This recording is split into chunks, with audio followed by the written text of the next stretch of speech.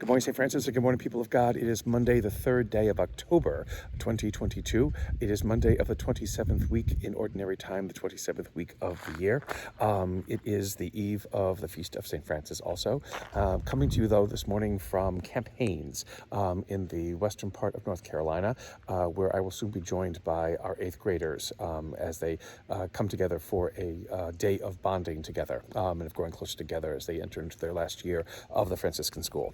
So Camp Haines in this wonderful, beautiful area, finally sunlight after a full weekend of rain and storm and hurricane and everything else like that.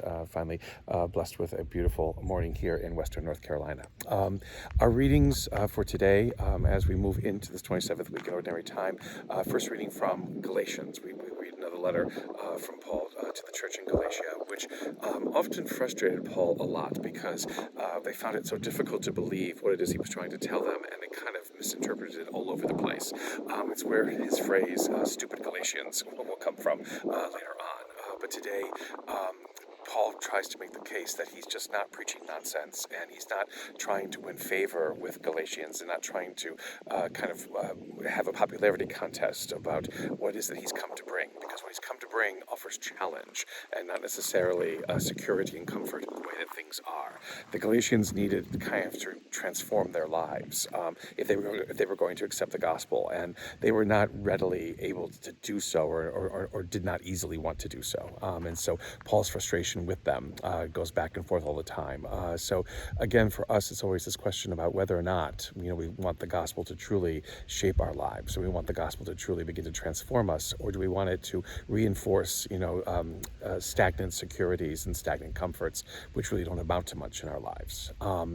In the gospel today, we hear in Luke's gospel the wonderful parable of the Good Samaritan, and again the question that is raised to him about who is his brother, and who is brother or sister to a scribe who asks Jesus, what should he do to care for people, and what does it mean to care for people and to love people? And again, it's this great parable of this Samaritan, not those who would have thought appropriate to help a man who falls to thieves and brigands on a road, but like a priest or like a scholar of the law, Levite. But it is this Samaritan, somebody who was considered again a polluted race, because again Samaritans intermarried with non-Jewish people, and so they had lost the bloodline, the direct bloodline from the Israelites, and so they were considered people who had been traitorous, to the covenant, and yet it is this Samaritan, again someone who would have been hated and reviled and avoided at all costs, who offers the help to this poor man who has fallen prey to thieves along a road. And again, if this person is able to do so, then maybe that needs to reshape our minds and our hearts of what it is that we think is right and wrong, of what it is that we think in our own human